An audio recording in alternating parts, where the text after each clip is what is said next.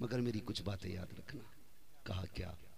कहा या रसूल अल्लाह हुक्म फरमाए। मेरे नबी ने कहा बच्चों पे हमला ना करना, औरतों पे वार ना करना, निहत्तों पे हाथ ना उठाना।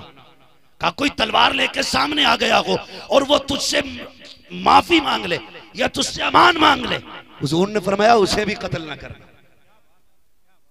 ये हमारा इस्लाम है यार। जो मारने आया के फिर दब गया है और कह रहा छोड़ दो, इस्लाम कहता है छोड़ दे। ला इकराह फिद्दीन, दीन में कोई जबरदस्ती नहीं है, कोई जबरदस्ती हमारे दीन में नहीं है। मेरे भाई इंसान बनो, इंसान बनो। आप तो मुंह देख के काम करते हो, मुंह देख के हम लोग काम कर रहे हैं ना। मुंह देख के कह रहा जिसमें तेरा भाई जाए चचा जाएगा उसमें मुझे नहीं जाना, माफ कर यार। एक दूसरे को माफ नहीं करोगे। याद रखिएगा जो बंदे के ऐब छुपाता अल्लाह क़यामत में उसके ऐब छुपाएगा। तो करेंगे इंशाअल्लाह यह तमाम। बात लंबी पड़ गई, कहाँ खोले गेसू यार ने खुशबू कहाँ तक है। भाई बात बड़ी आगे गुजर गई, तो पहले दिलों में खुलूस पैदा करें, दिलों में खुलूस पैदा करें। ये 19 बच्चे फारिग हुए। कितने हाफिज हैं? हाँ, 2 फाजिल हैं, 2 फाजिल हैं, 2 कारी हैं, तो बाकी बचे 15 हाफिज कुरान है। बोले सुभान अल्लाह, जोर से बोलो और जोर से। मैं मुबारकबाद पेश करता हूं उन बापों को जिन्होंने इन बेटों की परवरिश की है। किसी का बेटा दुबई जाता, कुवैत जाता, सऊदी जाता, वहां से आके कहता अब्बा तेरे लिए 2 लाख का मोबाइल लाया हूं, तेरे लिए 2.5 लाख की घड़ी लाया हूं।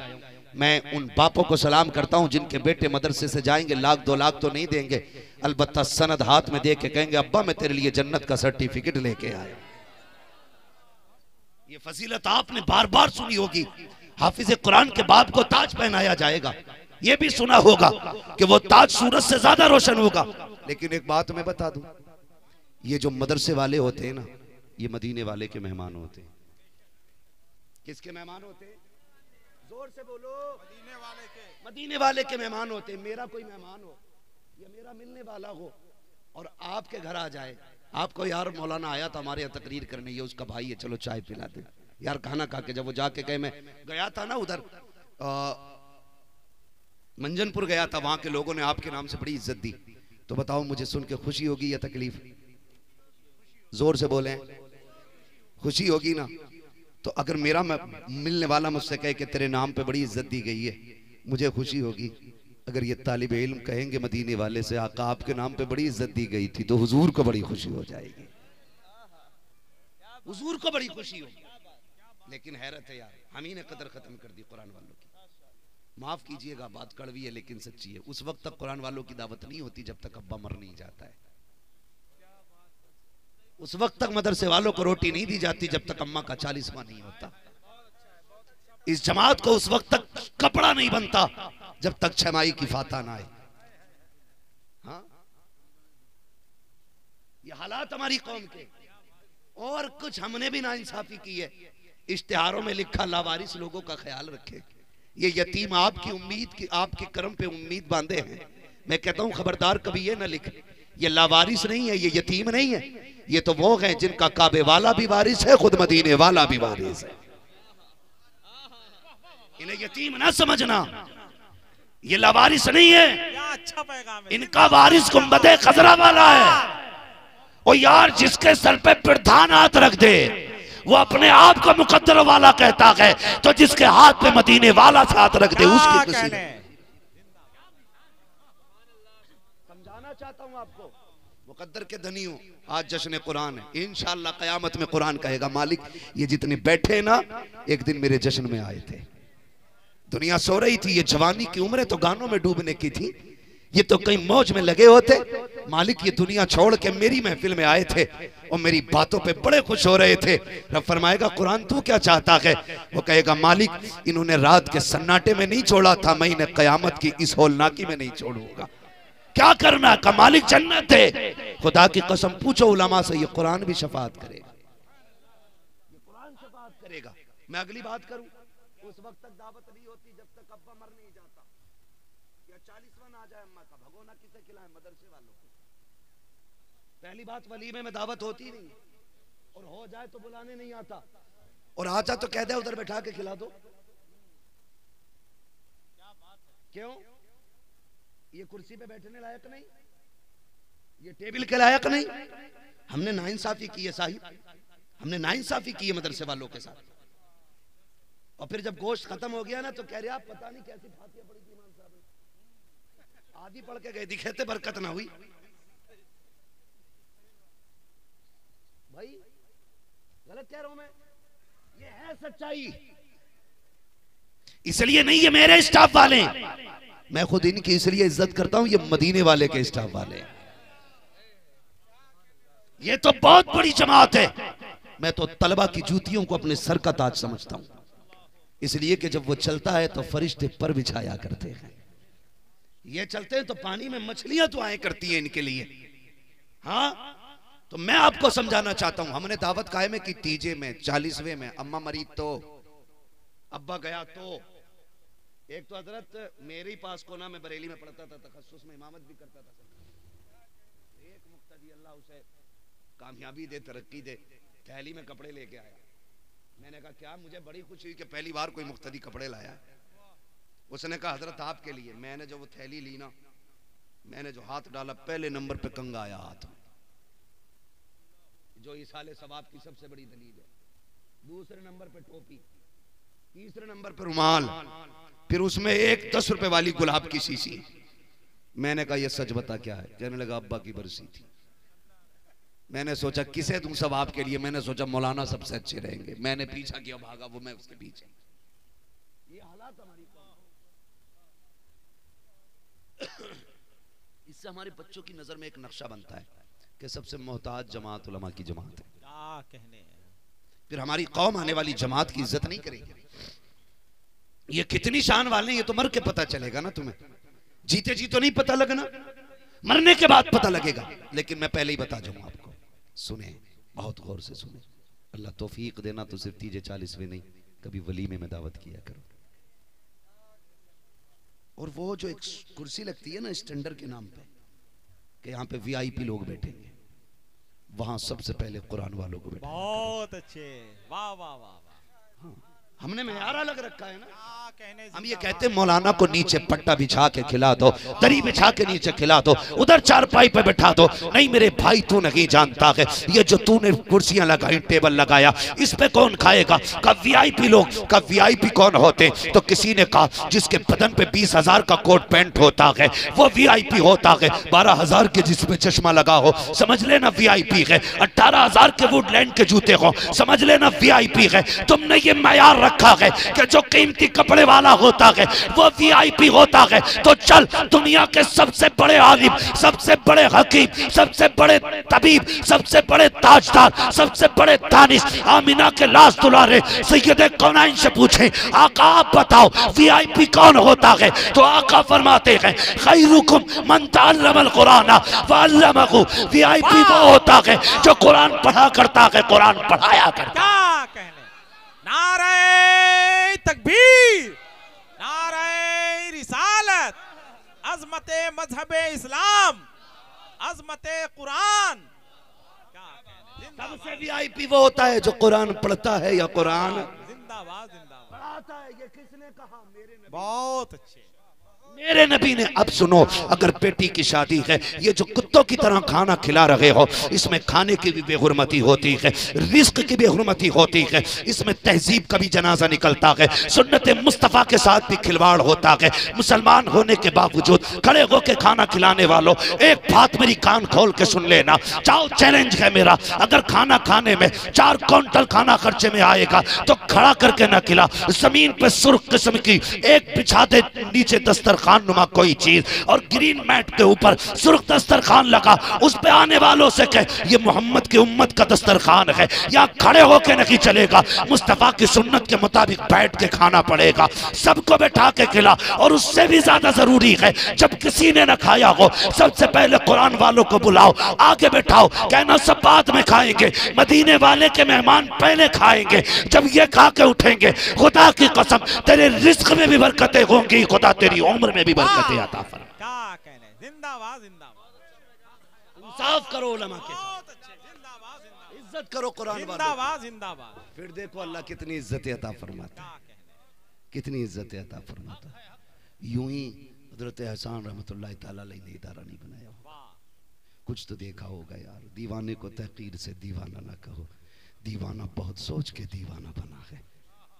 जबकि दुनिया ताने देती है मदरसे वालों को, उन्हें भी ताने लगे होंगे, लोगों ने उन्हें भी बुरा भला कहा होगा। कुछ तो होगा जो देखा होगा। ऐसा पेड़ लगा के गए, खुदा की कसम कोई हाथ उठाए ना उठाए, उनकी कब्र में जन्नत के झोंके बराबर आते रहेंगे, बराबर आते रहेंगे। वक्त होता तो मैं बताता आपको, मगर सुने बड़ा काम कर गए। बड़े होशियार थे, बड़े होशियार थे जो इतना बड़ा काम कर गए। लोग कहते हैं कि मैंने 7 बच्चों के लिए 7 फैक्ट्रियां बना दी, 3 मीलें बना दी, 3 बीटे, 3 उनके प्लाट ले दिए ना। ये अपनी जगह है, जो काम आएगा ना मदरसा अपनी जगह है, मदरसा अपनी जगह। मैं अपनी बात करूं, मैं किसको कहूं, मैं अपने परदादा की कब्र नहीं जानता कहां है। मेरी औलाद शायद परदादा की कब्र याद ना रखे, उनकी आने वाली नस्ल शायद हमारी कब्रें भी भूल जाए, और भूल जाना है, भूल जानी है कब्र। अल्लाह माफ करे, अब तो मजार भी हरे गहरे नत्थु गहरे सबके बनने लगे। हाँ, इतने मजार हो गए कि इतने दे जाने वाले नहीं। अगर यही कंडीशन रही तो हर चौखट पे एक मजार होगा, और तुम्हें उसकी झाड़ू से फुर्सत नहीं मिलेगी। फिर थोड़ा कंट्रोल करो यार, मजार भी सबके नहीं बनते हैं। फरमाया गया मोमिनों के कब्रिस्तान में दफन हुआ करो। बहुत अच्छे, अल्लाह उसकी बरकतें अदा। कोई तो होगा ना जन्नती कब्रिस्तान में अल्लाह, जिसकी बरकत से तुम्हें भी जन्नती बनाएगा। अलग थलग दफन ना होना। ये मत सोचना मेरा मजार बनाना मेरी औलाद की अगरबत्तियां चलेंगी, नहीं। जो मजार के लायक है उनके मजार बनने चाहिए। अब ये थोड़ी है कि सबके मजार बनते चले जा रहे हैं, ये किसका नत्थू खां का, ये किसका अच्छू खां का, ये किसका बिच्छू खां का, एक का ढंग का नाम नहीं। हाँ, एक मजार पे गए कि क्या नाम है कि पतंगे शाह। यार भाई माफ करो, भाई माफ करो, मैं पहले ही कह चुका हूं कि पीर परस्ती छोड़ो, खुदा परस्ती करो। जब पहला झटका लगा करे ना तो पीर के पास बाद में रब की बारगाह में पहले आया करो, और हुजूर का वसीला दे के मांगा करो। खुदा की कसम कभी टाली नहीं जाएगी। लेकिन गलती क्या करते हैं हम? गलती ये करते हैं जैसी दर्द उठा पहले डॉक्टर, फिर वो फेल, फिर हकीम वो भी फेल, फिर पीर साहब। पीर साहब भी कह रहा दुआई करो भाई, क्योंकि इसकी खुद कटिया खड़ी है भाई। हालात बिगड़ के घरों को आग लग गई, ये माँ बहनें बैठी हैं, इनसे भी गुजारिश है, पीरों को अमीर करने में इन्हीं का हाथ है। मेरे भाई ने आज एक मुझसे बात कही, वो कहने लगे हालात कैसे भी हो जाएं लेकिन मुरीद कभी पीर को गरीब नहीं होने देंगे। भले ज़कात न दे, पीर का मुसाफा उतना ही तगड़ा होना है। और पीर भी हजरत प्रोफेशनल चलने, पहले खाली नजरानों पे गुजारे होते थे, वो भी जो दे उसका भी भला, जो ना दे उसका भी भला। अब तो भाई साहब ऐसा ऐसा पीर लॉन्च हो रहा है, ज़कात खैरात फितरा सदका सारे ही ले जा रहा है। चलाओ मदरसे कैसे चलाओगे? ज्यादा करोगे तो खाले भी लेना आएंगे हम।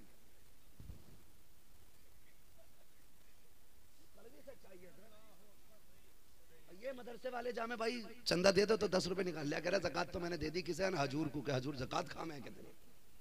अच्छा उसका कोई मदरसा भी नहीं है, ऐसा भी हम देखें तो एक कमरा बना लेते हीले शरी के लिए। मैं ज्यादा खुल के बात नहीं करना चाहता, इसलिए कि फिर बात जो है ना लग जाती है तो बंदा फिर कहता है भाई ये से पकड़ो। जितनी देर मुझे पकड़ोगे उतना अपने आप को पकड़ो भाई। कुछ लोगों को यही काम है कि इसे पकड़ो, जितनी देर मेरी सलाह में रहते उतनी अपनी कर ले करो, अल्लाह वली बना देगा। मैं तो फिक्र नहीं करता हूं। एक तरफ आदाए दी, एक तरफ है हासिदी, बंदा है तन्हा शाह तुम पे करोड़ों तुम। मसला ही कोई नहीं। तो भाई साहब सभी अब पीर साहब के खाते में, मेरे भाई नजराने में हवेली उठा के दे दे, हमें टेंशन नहीं। लेकिन सदका ज़कात खैरात और ये कुर्बानी ये मदरसों का हिस्सा ही नहीं दिया करो। बहुत अच्छे। और अगर ज्यादा ही पीर पे प्यार आ रहा तो खाल की जैकेट बनवा के ना भैंस की वो सिलवा क्या हजूर ये लटका के मैंने दी थी। हद हो गई भाई, तमाशा बना दिया बिल्कुल। दे लूटम लाट चल रही है और ये मेरी माँ बहन है। आदमी एक दिन गुस्से में बोल जा, अगले दिन मियाँ के धोरे के सुनो कल आए थे 10 रुपए लो ना ही दिया। अब वो कह रहे अरे ये बताओ कल किस टाइम निकला था, उस टाइम हांडी के ऊपर कूद गया वो।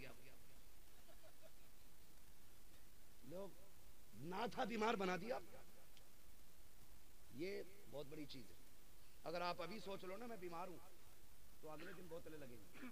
बीमार होते हुए भी सोचो ना शुक्र है अल्लाह का मैं फिट हूं, बिस्तर पे नहीं गिरोगे। इसलिए कि नजरें बदल जाती हैं तो नजारे बदल जाया करते हैं। तो जो कोई बीमार ना था उनने कह दिया 6 ने करवाया।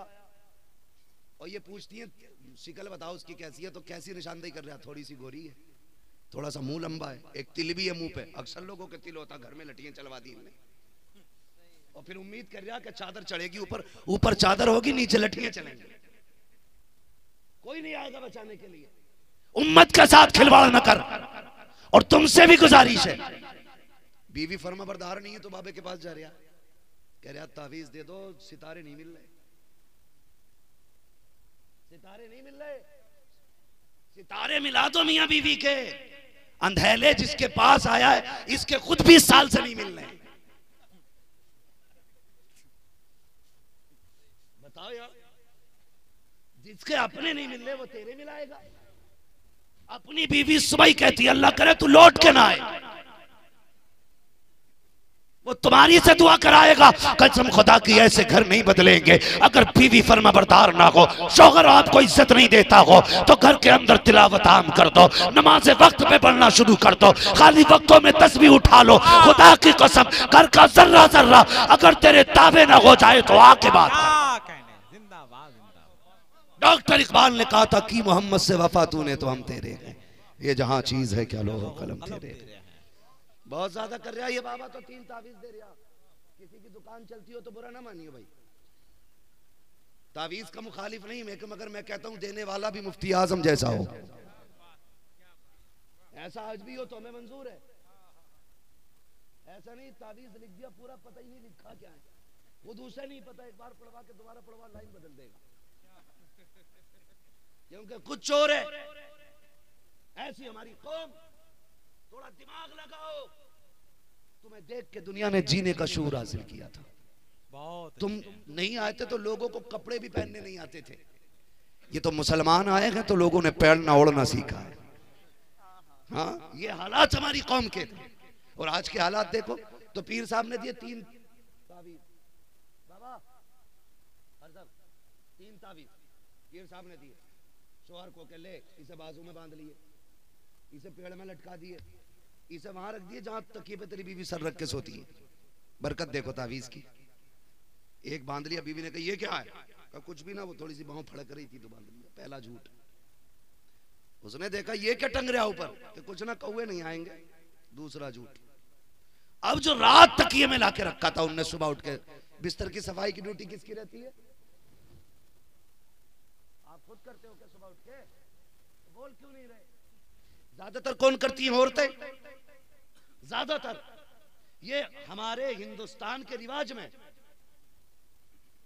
मुअज्जब घरानों का तरीका ये, सफाई औरतें करती हैं सुबह उठ के घर में। जैसी उसने बिस्तर झाड़ा और तकिया लिया और गिलाफ तकिए का यूं किया, तावीज निकल आया। अब उसने कहा अच्छा मुझे मरवाने का तावीज लाया ये। तो पहले गाली पे काम चल रहा था, जैसी आया घर में जूतियों से स्वागत हो रहा है। ऐसे तावीज से बेतावीज के अच्छे थे यार।